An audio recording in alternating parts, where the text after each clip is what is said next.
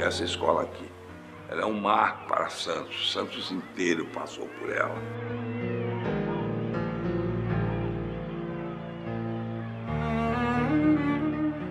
Era a minha segunda casa. Eu vibrava aqui dentro. Eu trabalhava com amor.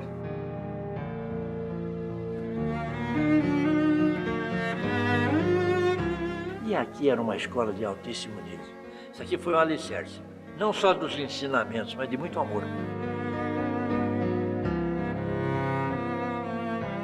A gente tem saudade do que é bom, viu?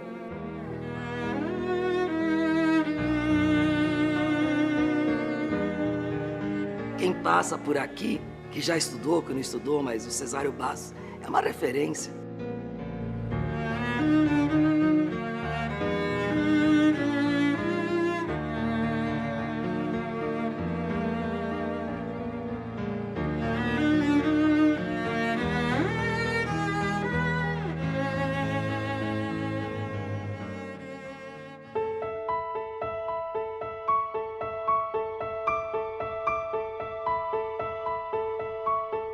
Ele foi estudante aqui em Santos, apesar dele ter nascido em São Vicente.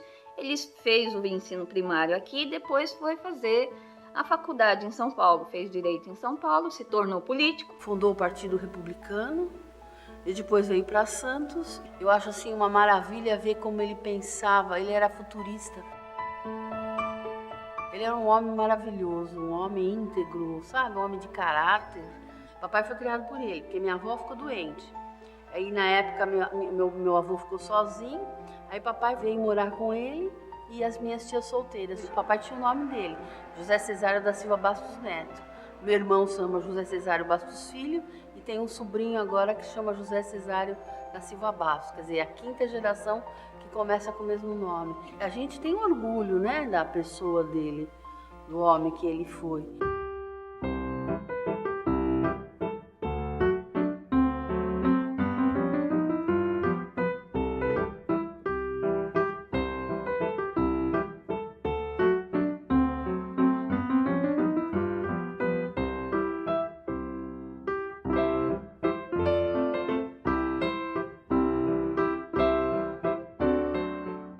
Então, em Santos, não existiam escolas públicas, existiam classes isoladas em algumas regiões da cidade.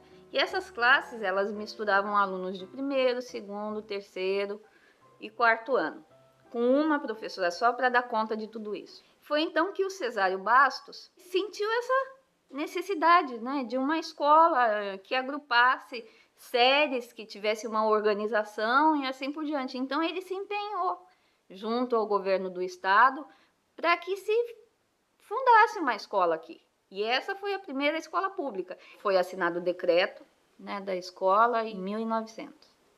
Em setembro, outubro, começou a funcionar a escola. Foi até uma casa cedida na 7 de setembro, né, esquina com a Brás Cubas. A casa tinha 5 salas de aula. Era uma casa mesmo que foi transformada numa escola. No primeiro ano, em 1900, a intenção era que o nome fosse Grupo Escolar de Santos. Era esse o nome. Só que o corpo docente, numa forma de homenagear o Cesário Bastos, pediu ao Estado que mudasse para Grupo Escolar Dr. Cesário Bastos, e foi atendido. Então, no mesmo ano já houve a mudança. E a escola foi crescendo. Naquele lugarzinho mesmo, com aquelas 5 salas de aula, foi aumentando com o passar do tempo. Eu sei que lá para 1908 já estava com 650 alunos. Eu acredito que até mesmo por causa da imigração, né, a quantidade de pessoas que chegava à cidade, tudo. E a partir daí houve a necessidade de se construir um prédio maior, que é esse prédio aqui.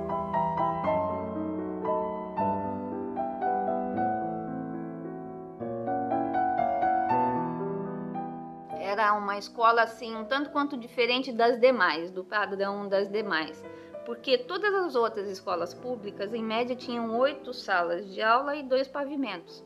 Essa escola, em especial, 30 salas de aula.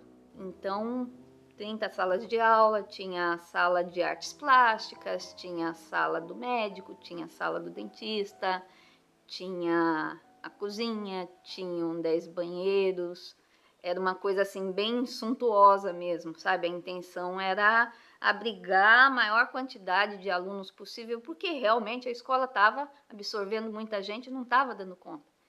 Mas levou muito tempo para ser construída. Começou em 1907 e terminou em 1914. Mas só 2 anos depois é que ela começou a funcionar mesmo. Esse prédio, ele na sua totalidade, ele é um edifício que a gente chama de características ecléticas. Então tem reunião de elementos da arquitetura clássica, arquitetura barroca, arquitetura gótica.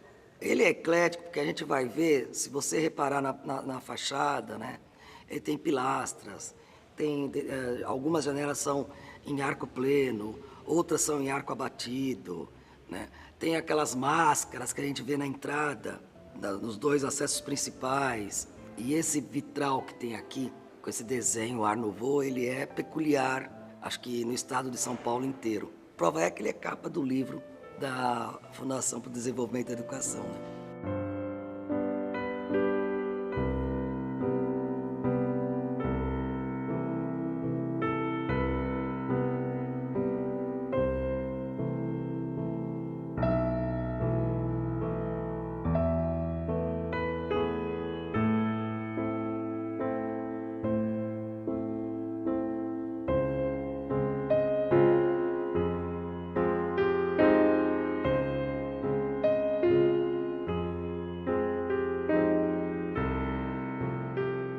Esse prédio foi inaugurado em 1916, né? Depois a gente sabe que ele teve uma obra de ampliação da década de 1920, que é aquela parte lá atrás onde tem o galpão de madeira. Depois ele passou por uma outra grande obra de reforma na década de 1950, não sei precisar direito o ano, né? Onde foram trocadas muitas janelas, né? Que eram de madeira por ferro. Na década de 70 também teve uma outra intervenção, que foram construídos alguns anexos, muros. Aí houve um projeto de restauro nos anos 90, quer dizer, restauro, como eu digo, um projeto de conservação. E depois nosso escritório foi chamado para fazer esse projeto em 2004. Na época, por conta das diretrizes que eles nos deram, era para tentar fazer um serviço de conservação, onde o forte foi a questão dos sistemas, da tubulação, de instalações elétricas, prevenção e combate a incêndio, telefonia, lógica, que era tudo aparente, né? Quando a gente definiu que essa tubulação podia ser embutida, e quadros de energia também, esse trabalho foi precedido por uma prospecção pictórica, que foi quando foi localizada a pintura mais antiga. Chegaram na cor, que é essa cor que é a cor tradicional da escola. E elas fizeram um trabalho, trabalhavam com bisturi, né? E sempre mostrando, chamavam a gente mostrar, fizeram um trabalho com os alunos, a professora de artes junto com os alunos, até para não atrapalhar o trabalho delas, né? Porque ficavam aqueles andaimes pelo corredor e elas raspando o tempo todo, era diferente, elas usavam as máscaras, né? Aqueles óculos específicos, né? Ficavam com o bisturizinho lá, eles ficavam observando, perguntando. A obra teve que ser paralisada.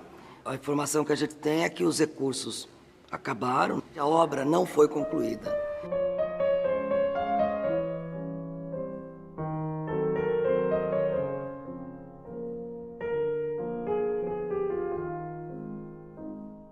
Na época que eu estudei, não era menino com menina.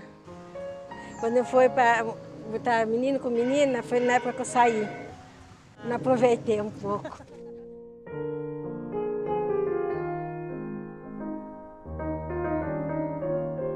Deixa eu entrar com o pé direito.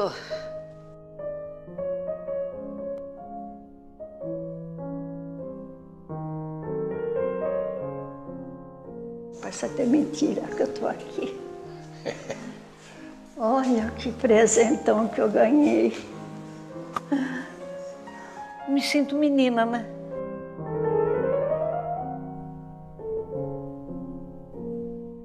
Esse piso aqui ainda é original, esse aqui é original. Eu me lembro daquela movimentação, né? A pessoa corria para lá, para cá, brincando. Toda vez que a gente subia, acho que todo mundo chegava, a primeira coisa era parar em frente ao Cristo. Dava as boas-vindas.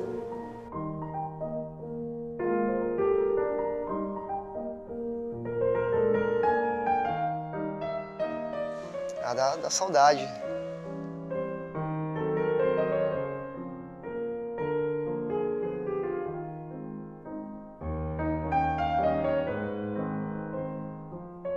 Nossa, ação do tempo, hein, olha.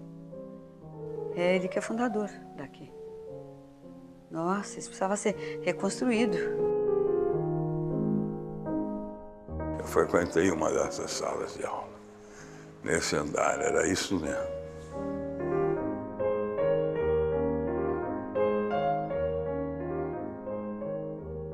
Parabéns, o nosso Cesário Bastos está uma beleza. Cuidem dele com carinho para poderem se orgulhar dele, como acontece hoje comigo. Eu pensei o seguinte, ele é classe, os alunos vão chegar, vão ler. Então, pelo menos fica para eles uma imagem de alguém que foi aluna como eles hoje, há tantos anos, e ainda tem amor ao colégio. Quem sabe em algum cai isso, né? Passo aí na rua, que quando eu vou fazer exame de sangue na Santa Casa, eu passo aqui. Eu digo sempre, olha a minha escola. Eu tenho todas as lembranças boas, né? Foi um período que eu estudei, que eu sempre tive alegria aqui na escola. Foi minha primeira escola. Eu entrei aqui com 6 anos. No meu tempo, no primário, tu estudava álgebra. Estuda álgebra no primário, quarto ano primário? Não estuda. Estuda geometria no primário? Não existe. Aula de música. Que uma vez por semana a gente descia lá no pátio, aí na frente, para cantar o hino da bandeira, o hino nacional.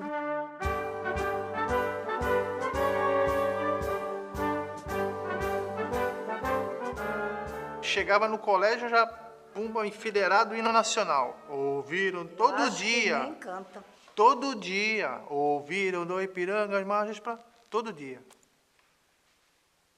A hora do hino. Enfileirado. Tá legal. Então, hoje em dia tem isso? Não tem.